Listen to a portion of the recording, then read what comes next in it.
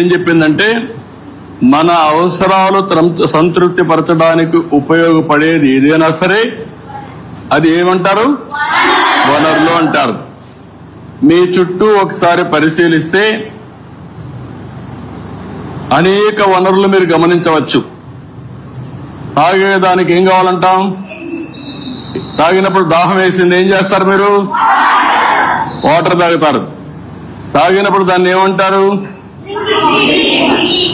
అదే సమయంలో మీ పాఠశాల అయిపోయింది, ఇంటికి పోవాలి. దేంట్లో పోతారు మీరు? బస్సులో పోతారు. దాన్ని ఏమంటాం? వనరులు అంటాం. అదే సమయంలో మీరు చదివే పాఠ్య పుస్తకాలు దాన్ని ఏమంటారు? ఎందుకు వనరు అంటున్నారు? ఉపయోగపడుతుంది కాబట్టి. మీ నాన్న ఇంటికి పోతానే మీకేదో తినిబండారం ఇస్తాడు. దాన్ని తాజా కూరగాయలతో కూడా తయారు చేస్తాడు. దాన్ని ఏమంటారు? వనరులు అంటారు. ఎందుకు? ఉపయోగపడుతుంది. నీరు, విద్యుత్, అదే మాదిరిగా బస్సు, కూరగాయలు, పాఠ్య పుస్తకం, ఇవన్నీ కూడా వనరులు. ఇవన్నీ కూడా తయారు చేసినప్పుడు నేరుగా గాని వస్తువులతో తయారు చేస్తారు. అవునా కాదా అని అడుగుతున్నా మిమ్మల్ని. ఇది రావడానికి తయారు చేసే అన్ని కూడా వనరులే. అవునా కాదా? కాబట్టి ఏదైనా ఒక వస్తువు వనరులుగా ఏ విధంగా మారుతుంది అని రాజుకు అనుమానం వస్తుంది. రాజుకు అనుమానం వస్తే వాటికి విలువ ఉన్నప్పుడే వస్తువులు వనరులుగా మారుతాయి. ఉపయోగం ఉన్నప్పుడే వనరులు అనుకుంటాం. ఉపయోగం లేకపోతే మనం అది వనరులుగా పరిగణించాం. అవునా కాదా? అంటే విలువ ఉంటేనే వనరులు, విలువ లేకపోతే అది వనరులు కాదనేది మన అభిప్రాయం. అవునా కాదా? అంటే ఈరోజు మనం గుర్తుపెట్టుకోవాల్సింది విలువ అంటే వినియోగ అర్హత, ఉపయోగం ఉండాలి విలువ అంటే. అవునా కాదా? అదే సమయంలో మీరు ఒకటి గుర్తుపెట్టుకోవాలి, లోహాలు ఉంటాయి, కొన్ని విలువ కలిగి ఉంటాయి. మీరు ఇంకా చదువుకుంటా ఉంటే నాలెడ్జ్ని పెంచుకుంటూ పోతే మీకు అనేక విషయాలు తెలుస్తూ ఉంటాయి. ఈరోజు రాళ్ళు రెప్పలు ఉంటాయి, అందంగా ఉంటాయి, దానికి విలువ ఉండకపోవచ్చు, కానీ రెండూ కూడా ముఖ్యమైనటివే. మానవ సహజ వనరుల్లో ఇంకొక విధంగా అవసరాలు తీరుస్తాయి. ఇప్పుడు రాయి ఉంది, మీకు ఉపయోగపడదు, కానీ రాయి వల్ల ఏమవుతుంది? కంకర తీస్తారు, అక్కడ కూడా ఉపయోగపడుతుంది. ఈ విధంగా వనరులుగా పరిగణిస్తాం. సమయాన్ని బట్టి వనరుల యొక్క విలువ పెరుగుతుంది. అవునా కాదా? ఈ విషయంలో మీరు ఒకసారి చూస్తే మీ ఇంట్లో ఒకరుంటారు, మీ ఊర్లో ఆయుర్వేద మెడిసిన్ చేస్తూ ఉంటారు, కానీ దానికి విలువ లేదనుకుంటాం. కానీ దాన్ని పేటెంట్ చేసి దాన్ని కానీ మార్కెటింగ్ చేయగలిగితే ఆటోమేటిక్గా కోట్ల వేల కోట్ల రూపాయలు వస్తాయి. దానికి కావాల్సింది తెలివి కావాలి, పేటెంట్ చేసుకోవాల్సిన అవసరం ఉంది. అంటే దీన్ని బట్టి మీరు అందరూ ఆలోచించుకోవాల్సిన పిల్లలు సమయం, సాంకేతికత అనేటి వస్తువుల్ని వనరులుగా మార్చి రెండు ముఖ్యమైన అంశాలు. రెండు ఇలాంటివి మనం ఆలోచించినప్పుడు మీరు చాలా సమస్యలు చూస్తూ ఉంటారు, సమాజంలో చాలా వనరులు చూస్తూ ఉంటారు. ఆ వనరుల్ని మీరు నెక్స్ట్ లెవెల్కి తీసుకపోతే దానికి కావలసింది జ్ఞానం కావాలి, చదువు కావాలి, ఇన్నోవేషన్గా తయారు కావాలి. అప్పటికే దానికి విలువ పెరుగుతుంది. వనరులు అనేటివి 3 రకాలు ఉంటాయి. సహజ వనరులు. ఈరోజు కొండలు ఉన్నాయి, మీరు సృష్టించారా? ఎక్కడి నుంచి వచ్చాయి? నేచురల్ గా వచ్చాయి. ఈరోజు నీళ్లున్నాయి, ఎక్కడి నుంచి వస్తున్నాయి? నేచురల్ గా వస్తున్నాయి. ఇవన్నీ ఏమంటారు? సహజ వనరులు. రెండోది, నీరు నుంచి కరెంటు తీస్తాం. అవునా కాదా? నీరు నుంచి పంటలు పండిస్తాం. దాన్ని ఏమంటారు? మ్యాన్ మేడ్, ఇవన్నీ మానవ నిర్మిత వనరులు ఇవన్నీ. ఇంకొక పక్క మానవ వనరులు. ఇప్పుడు మీరు అందరూ ఉన్నారు పిల్లలు, రేపు పెద్ద అయినాక మీరు ఇండస్ట్రీ పెడతారు, కొన్ని వేల మందికి ఉద్యోగాలు ఇస్తారు. అంటే అన్నిటినీ శాసించేది మానవ వనరులు. మానవ వనరులు మీ విజ్ఞానాన్ని పెంచుకుంటే ప్రపంచంలో ఏదైనా మీరు సాధించే అవకాశాలుంటాయి. ఈరోజు మీరు ఒక పని చూస్తే సహజ వనరులు ఏమేమి చెప్పండి, ఏమేంటి? మీరు గాలి పీల్చుకుంటున్నారా? గాలి ఏంటి? అది సహజ వనరులా ఏమన్నా కొంటున్నారా మీరు? నదులున్నాయి, ఇంకో పక్క నేలలున్నాయి, ఖనిజాలున్నాయి. ఇవన్నీ కూడా సహజ వనరులు. ఇవన్నీ ప్రకృతి మనకు ప్రసాదించిన వరం. అవునా కాదా? దీన్ని ఫ్రీగా మీరు ఉపయోగించుకోవచ్చు. అవునా కాదా? అదే మరిగా సహజ వనరుల్ని స్థూలంగా పునరుత్పాదక కాని వనరులుగా విభజిస్తాం. అంటే ఏంటి మీరు అందరూ ఆలోచించుకోవాలి. పునరుత్పాదక వనరులు అంటే ఏంటి? అంటే దీంట్లో నుంచి మనం ఇప్పుడు ఉదాహరణకు మీ ఊర్లో ఈ మధ్య కాలంలో సోలార్ వచ్చిందా? సోలార్ దేంట్లో నుంచి కరెంట్ వస్తుంది? కాదమ్మా, సోలార్ ఎండ నుంచి వస్తుంది. అవునా కాదా? ఎండ నుంచి కరెంట్ వస్తుంది కాబట్టి కరెంట్ ఏమైనా అయిపోతుంది, ఎండ అయిపోతుందా?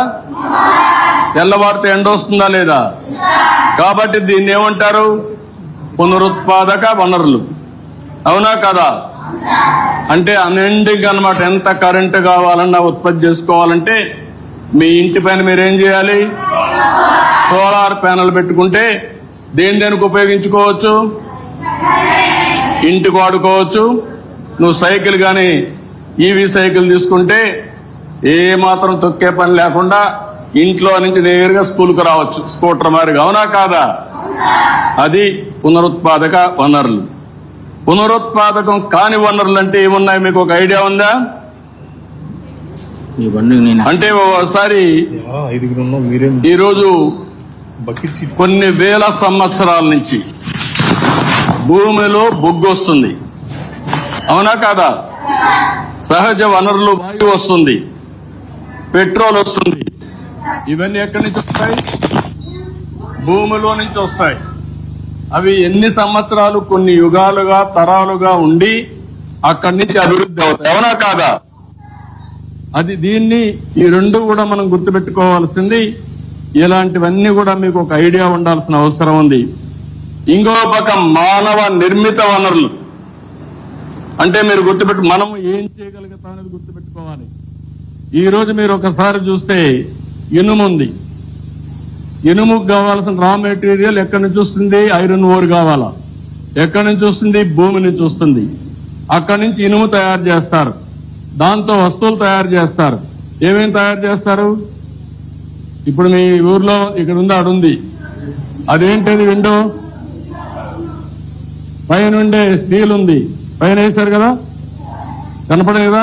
మీ ఇల్లు కట్టారు కదా, రోడ్లు వేస్తారు కదా, అదే మరి మీ బస్సులు ఉన్నాయి కదా, ఇవన్నిటికీ ఇనుము వాడుతున్నావా లేదా? దాన్ని ఎవరు తయారు చేశారు? మానవుడు తయారు చేశాడు విజ్ఞానంతో. అవునా కాదా? ఈ విషయాలు మీరు గుర్తుపెట్టుకోవాల్సింది ఏంటంటే, ఇక్కడ ఎప్పటికప్పుడు మనం గుర్తుపెట్టుకుని మానవ నిర్మిత వనరులు ఏమున్నాయి, సహజ వనరులు ఏమున్నాయి, పునరుత్పాదక వనరులు ఏమున్నాయి, పునరుత్పాదకం కాని వనరులు ఏమున్నాయో మనందరికీ ఒక ఐడియా రావాల్సిన అవసరం ఉంది. ఇక్కడ మానవ వనరులు అనగానే జ్ఞానం, నైపుణ్యం, సాంకేతిక కలిగి మనం కొత్త విషయాలకు ఆవిష్కరణ గాని మనం ఏ విధంగా ఉపయోగించుకోవాలో ఇవన్నీ ఉపయోగించుకోవాల్సిన అవసరం ఉంది. మానవ వనరులు అనగానే విద్య, ఆరోగ్యం, ఇవన్నీ విజ్ఞానాన్ని చదువు ద్వారా రోజు రోజుకు పెంచుకుని మీరు సహజ వనరుల్ని మానవ నిర్మాత్మకమైనటువంటి ప్రయోగాలు చేసి మీరు దాంట్లో నుంచి వాల్యూ అడిషన్ తీయాలి. ఇంకొక పక్కన మీకు ఇవన్నీ చెప్పిన తర్వాత మోనాకు ఒక డౌట్ వస్తుంది. ఒక కళ వచ్చింది. ఆ కళ ఏంటి? భూమిపై నుండే నీళ్లన్నీ ఇంకిపోయినాయి, తాగేదానికి నీళ్లు లేవు, చెట్లన్నీ ఎండిపోయినాయి, నీడ లేక తినడానికి తిండి లేక చాలా ఇబ్బందులు వచ్చాయి. ఈ కళ పీడకల, అవునా కాదా? ఆ పీడకలను తల్లికి చెప్పింది. ఇది సాధ్యమా? ఇది జరుగుతుందా? నీళ్లు కనపడుస్తున్నాయి, చెట్లున్నాయి, అన్ని బాగానే ఉన్నాయి కదా అని అడుగుతుంది. అప్పుడు వాళ్ళ అమ్మ అంటుంది, అవును, మనం తగిన జాగ్రత్తలు తీసుకోకపోతే పునరుత్పాదక వనరులు మున్ముందు చాలా కొరత రావచ్చు. పునరుత్పాదక కాని వనరులు ఖచ్చితంగా తరిగిపోతాయి. దీనికి మనం ఏం చేయగలమని రాజు అడుగుతాడు. చాలా చేయొచ్చు. వనరుల్ని జాగ్రత్తగా వాడుకోవాలి. ఈరోజు మీరందరూ ఉన్నారు ఇక్కడ. వనరుల పరిరక్షణ మనందరి బాధ్యత. రెండోది, ఎప్పుడైతే దీన్ని పరిరక్షించి సమర్థవంతంగా ఉపయోగించుకుంటామో అప్పుడు సుస్థిరమైన అభివృద్ధి. సుస్థిరమైన అభివృద్ధి అంటే ఏంటి? సస్టైనబిలిటీ. ఈ రోజు ఉండి రేపు పోతే అది సుస్థిరత అని అడుగుతున్నా మిమ్మల్ని, అవునా కాదా? నిరంతరం కొరత లేకపోతే సుస్థిరత, ఇంకా అభివృద్ధి కాగలిగితే సస్టైనబిలిటీ. ఆ విషయంలో వాళ్ళ మదర్ చెప్పినప్పుడు, వీళ్ళ అడిగినప్పుడు మనం ఏం చేయాలి? ఇప్పుడు మీరు వనరుల గురించి విన్నారు, సహజ వనరులు తెలుసుకున్నారు, అర్థమైనా లేదా? రెండోది, పునరుత్పాదక చేయలేని వనరుల గురించి తెలుసుకున్నారు, అవునా కాదా? మూడోది, మానవ నిర్మిత వనరుల గురించి ఆలోచించారు, అవునా కాదా? సస్టైనబిలిటీ గురించి ఆలోచించారు, అవునా కాదా? ఇవన్నీ చేయాలంటే ఏం చేయాలి? ఈరోజు మీరు అందరూ ఉన్నారు, నేర్చుకున్నారు. ఎప్పుడు కూడా చదువు అనేది నేర్చుకున్న తర్వాత దాన్ని ఆచరణలో పెడితే దానికి విలువ వస్తుంది. ఆచరణలో పెట్టకపోతే చదువు ఎప్పుడు కూడా థియరీగా ఉంటుంది. చదువుని మీరు దాన్ని ఆచరణలో పెట్టాల్సిన అవసరం ఉంది. ఈరోజు మీరందరూ కూడా ఉన్నారు ఇక్కడ. ప్లాస్టిక్ వాడుతున్నారా? ప్లాస్టిక్ ఎక్కడన్నా కరుగుతుందా? పశువులు తింటే ఏమవుతుంది? పశువులు తిని ఆ పాలు తాగితే మీరేమవుతారు? దెబ్బ వస్తుందా లేదా? ఆరోగ్యం పోతుందా లేదా? అంటే ప్లాస్టిక్ మీ కడుపులోకి కూడా వస్తుందా లేదా? మనం పంటలు పండిస్తాం ప్లాస్టిక్ వేసి, దానివల్ల మన ఆరోగ్యం బాగుంటుందా? కాబట్టి ఏం చేయాలి? కాబట్టి ఈ రోజు నుంచి మీరు బుట్టలన్నీ కూడా ఏవైతే ఎప్పటికప్పుడు మట్టిలో కలిసిపోయేటన్ని వాడితే దానివల్ల ఆరోగ్యం బాగుంటుంది, అవునా కాదా? మీరు పేపర్లు వాడుతున్నారా లేదా? చదువుతున్నారా లేదా? ఈ పేపర్లు ఎక్కడి నుంచి వస్తాయి? చెట్ల నుంచి వస్తాయి. ఏం చేస్తారు? చెట్లు నరికేస్తారా లేదా? కాబట్టి ఏం చేయాలి? మీరు ఆ పుస్తకం చదువుకున్నాక ఏం చేయాలి? మీకు వెనకాల వచ్చే పిల్లలకన్నా ఇవ్వాలి, లేకపోతే మళ్లీ ఫ్యాక్టరీకి పంపించాలి. ఇంట్లో పారేయకుండా మళ్ళాగాని ఇస్తే ఇవి తీసుకుపోయి చెట్లు నరకకుండా మళ్ళా ఫ్యాక్టరీలో మళ్ళా కొత్త పుస్తకాలు తయారు చేసి కొత్త విద్యార్థులకు వచ్చే అవకాశం ఉంటుంది, అవునా కాదా? ఈ ఆలోచన మీకుందా అని అడుగుతున్నా. ఈరోజు నీరుంది, బొగ్గుంది, ఇందులో నుంచి కరెంట్ వస్తుందా లేదా? లైట్ వేసిన తర్వాత మీరేం చేస్తారు? అక్కడ లైట్ వేశారా? అవసరం ఉందా? అవసరం ఉంది అక్కడ లైట్. ఇప్పుడు ఇక్కడ లైట్లు వేసారు, అవసరం ఉందా? సహజంగా వెలుతురుందా లేదా? ఇప్పుడు ఇది వేశారు, వేస్తే ఏమవుతుంది? ఎక్కువ బొగ్గు వాడాలా లేదా? నీళ్లు వాడాలా లేదా? దీన్ని ఆపేయాలా లేదా? అవునా కాదా? దాన్ని ఏమంటారు?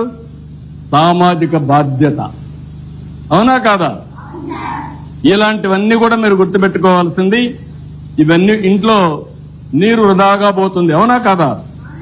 ట్యాప్ ఆన్ చేస్తారు, గవర్నమెంట్ ట్యాపులు ఉంటాయి, దానికి ఛార్జ్ చేయరు, నీళ్లు వదిలిపెట్టేస్తారు. దానివల్ల ఏమవుతుంది? వేస్ట్ అయిపోతుందా లేదా? దాన్ని సద్వినియోగం చేసుకోవాలనా లేదా?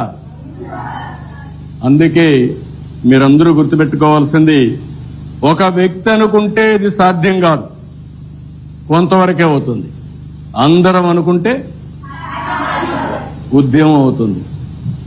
ఆ విషయంలో మీరందరూ గుర్తుపెట్టుకోవాల్సిన అవసరం ఉంది.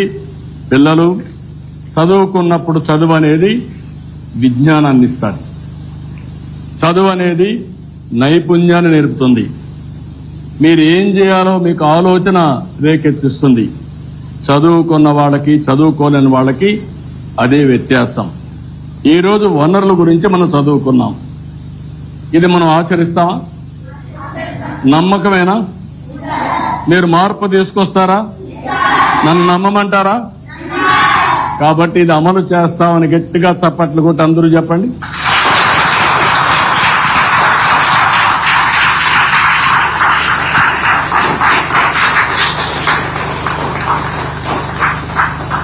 ఇప్పుడు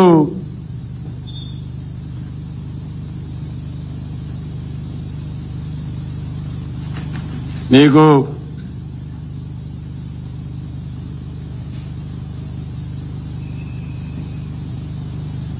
ఈ క్రింది వాటిలో మానవ నిర్మిత వనరేది? క్యాన్సర్ చికిత్సకు మందులు, ఊట నీరు, ఉష్ణమండలం అడవులు. ఏది మానవ ఈ మానవ నిర్మిత వనరు ఏది? మూడున్నాయి. ఏది? క్యాన్సర్ చికిత్సకు మందులు, ఊట నీరు, ఉష్ణమండలాలు, అడవులు, అడవులు, మందులు. ఎందుకు ఊట నీరు కాదు? ఊట నీరు ఎందుకు కాదు? యూజ్ చేయరు, మనం తయారు చేయం, అంతేనా? ఉష్ణమండల అడవుల్ని మనం తయారు చేయం. అది ఎట్లొస్తుంది? సహజ వనరులు, అవునా కాదా? ఊట నీరు ఎట్నుంచి నుంచి వస్తుంది? అడవిలో ఉంటాయి, పారుతానే ఉంటుంది. ఎట్లొస్తుంది అది? ఓకే.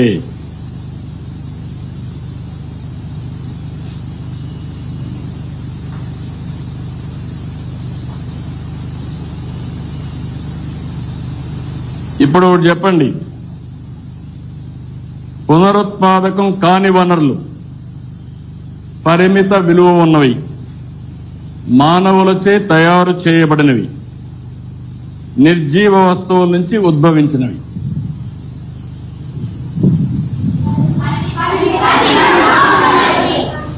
పరిమిత. ఓకే.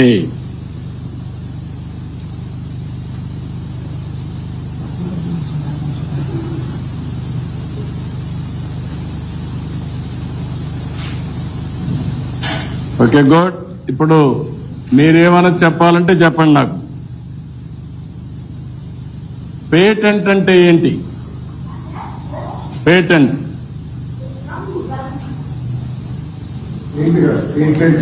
ఇది పెయింట్, నేను అడిగింది పేటెంట్.